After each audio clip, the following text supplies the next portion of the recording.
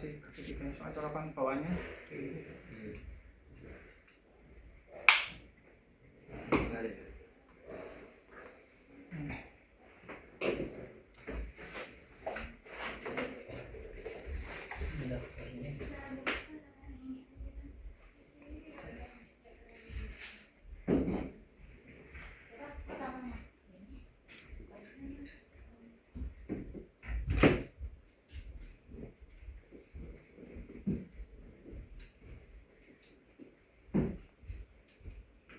Nah buat nyoloknya disarankan colok ke unitnya dulu Pak, sebelum colok ke listrik biar nggak nge-short di unitnya. Kalau elektronika kan soalnya kan kalau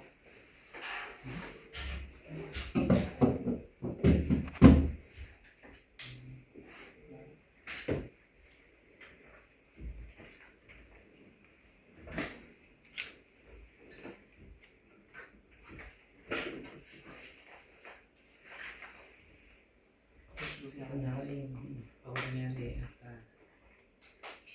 Nah sama ada knob buat nyalain itu jangan ditahan karena cukup klik aja gitu kalau mau nyalain sama matiin, karena kalau ditahan nanti kena factory reset namanya, jadi ke reset semua sistemnya sama data-datanya hilang semua.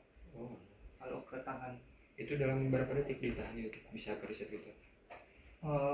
Kurang lebih 5 detik jadinya antara 5 detik gitu. Ini sekali tekannya press aja bukan press and hold itu sih kuncinya. Misal lagi ngambil atau katakan itu agak riskan juga ya takutnya. Enggak sih, karena kan berasa gitu kalau tekan dan tahan itu. Paling kalau misalnya lagi jalan terus ketekan ya dia off jadinya. Gitu ya. Intinya sih jangan ketahan aja. Ya, itu jadi not aja sih. Semisal kalau misalkan tekannya 5 detik, apakah ada nanti semisal kayak notifikasi bakal di delete all atau gimana gitu, atau langsung otomatis delete all gitu? Nah itu saya juga belum pernah kasus kayak gitu ya. Sepertinya nanti ada verif ulang, ada pop up-nya apakah benar di gitu ya. Sepertinya ya, kalau itu saya belum pernah. Harus dari awal saya kasih peringatan jangan ditahan aja pas nyalain atau matiin. Takutnya gitu ya kalau misalkan ada pop up gitu kan bisa di nol gitu ya, yang bisa dibaca bisa. Boleh. Lanjutin dari soalnya kan di channelnya ke display home screen-nya ya. Home screen-nya channelnya terdisplay ada 0,5713 510 sesuai sama yang tadi di label. Labelnya gitu. Ini langkah 2 tadi.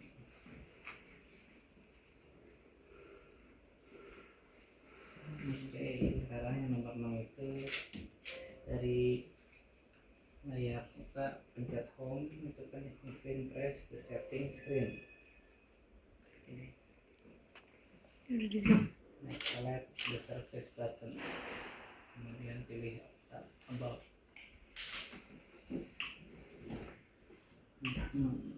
Nah di sini mestinya sih keluar model dan nomor seri. Ini modelnya Apex 50, nomor serinya 25091 44 sesuai sama sertifikatnya 95.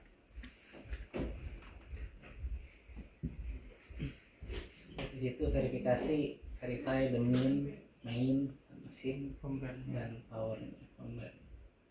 Ini SN sensor juga ada sama tanggal due date-nya juga ada tentang kalibrasi berikutnya.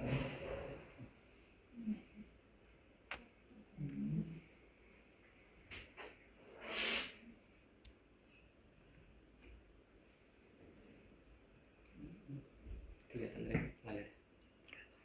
Ini yang tentang kalibrasi ini yang tadi poin nomor 8 verify pastikan sesuai sama sertifikatnya sesuai sama di kertas sama sama di unitnya.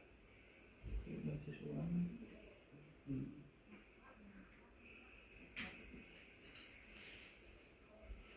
Lanjut terus verify FCC label sama ID ini yang di label di belakang itu sama di depan itu sama posisinya. CC-nya Di CC nempel. ID.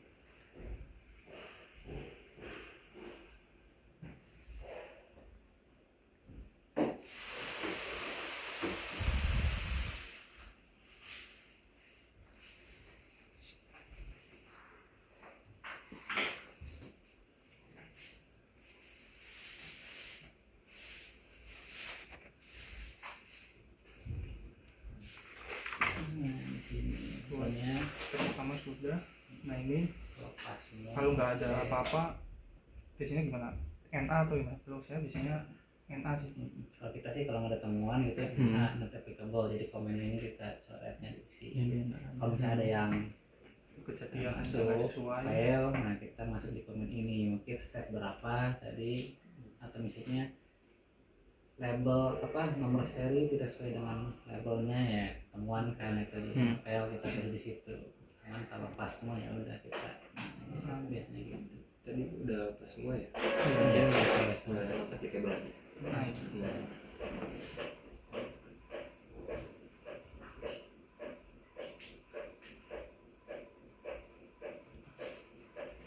Nah, ini tes 1. Kemudian kita ke tes 2.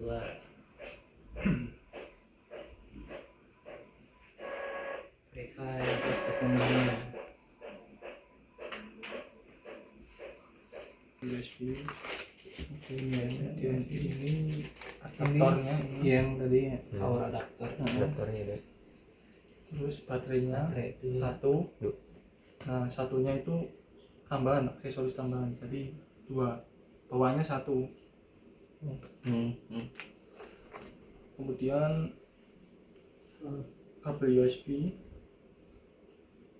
di sini dapat USB 2 micro. Kemudian disclose drapnya ini udah push Oh, filter. nanti disatuin ke sini gitu ya? Kalau ini opsional ya Pak penggunaannya. Jadi kalau biasanya pakai itu juga. Kalau misal exhaust filternya kan di sini nih.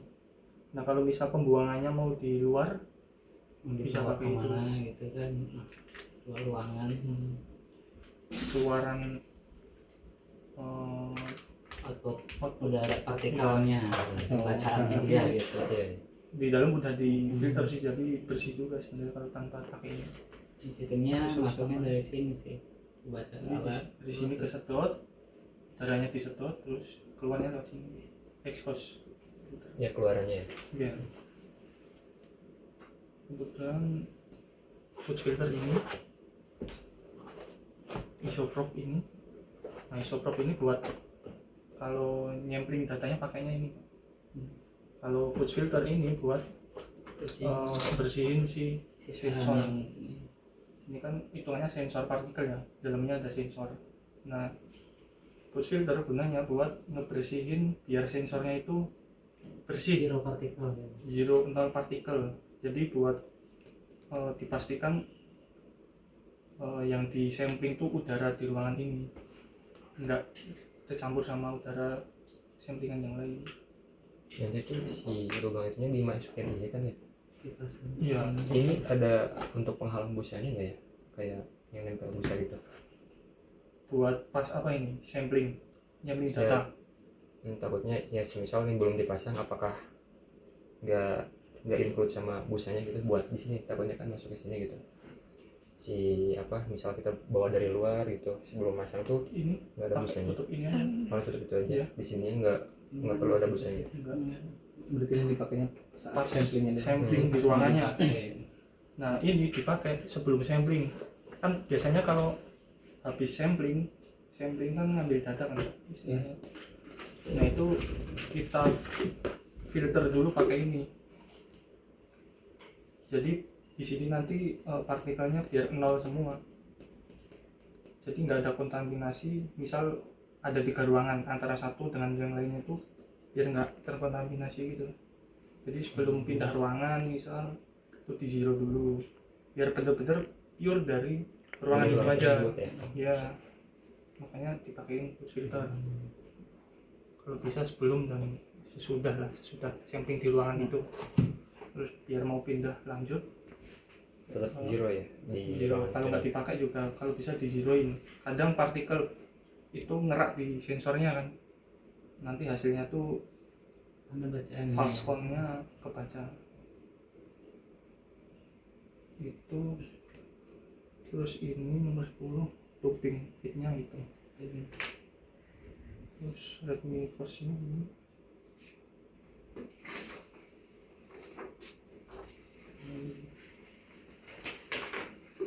Terus download instruction, ini instruksi download software. Nah, Softwarenya.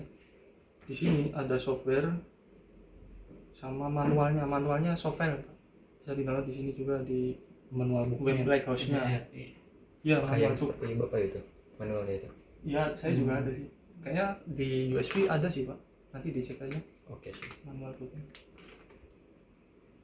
Nah, softwarenya ini, jadi si unitnya ini bisa di Kontrol PC juga. iya di setting lewat softwarenya.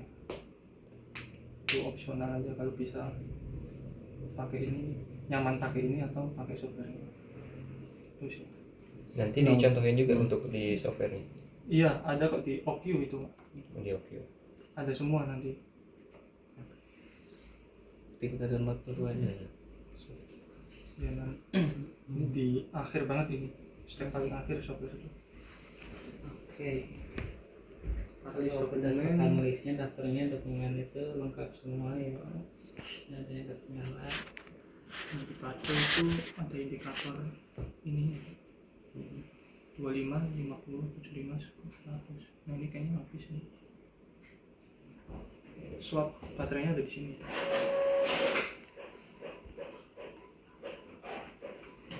Tapi untuk persentase baterainya terlihat juga kan? Lihat juga di display. Ada di sini. Berapa persennya? Dua swap. Ada dua slot bisa dimasukin juga yang kedua. Bisa mau dua-duanya. Berarti pakai satu baterai pun udah bisa. Bisa. Iya. Paling ya bedanya di ketahanan ininya, Sih. berapa lama.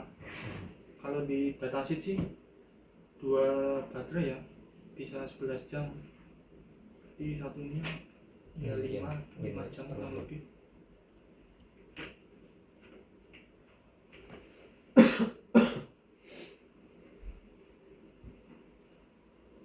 Habis.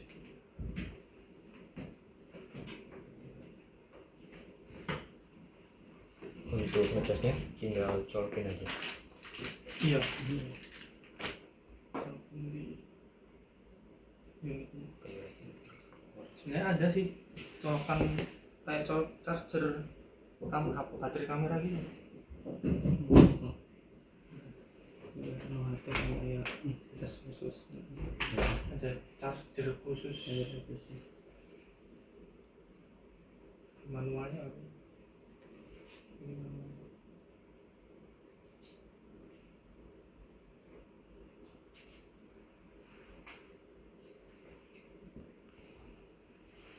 Kayak gini. Itu belum include berarti. Belum. Kalau ini masih ngecasnya di unitnya.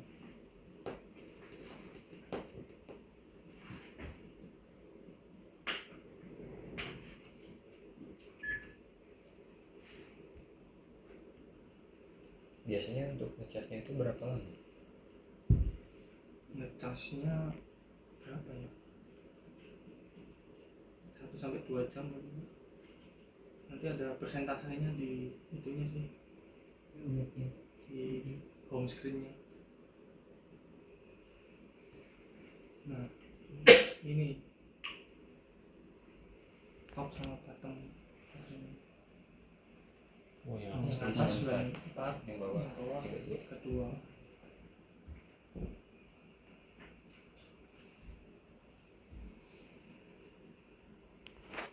Logo chargernya di sini ada, kita di atas nanti ada.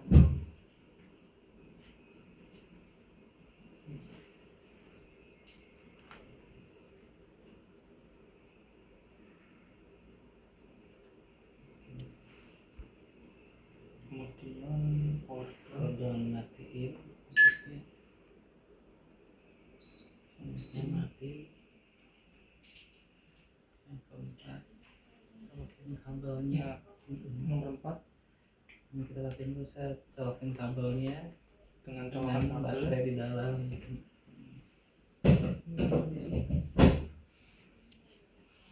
Jadi di tampilannya sih mestinya ada icon baterai lightning bolt.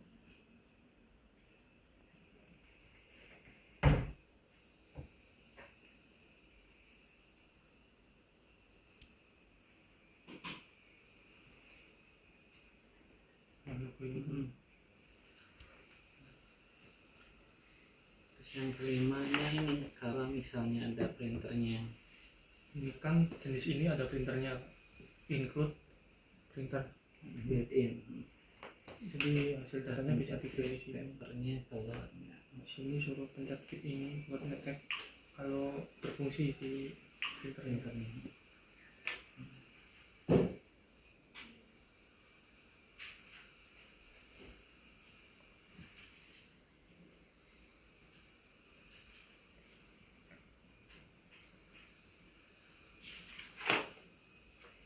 Udah itu buat IQ-nya udah sih.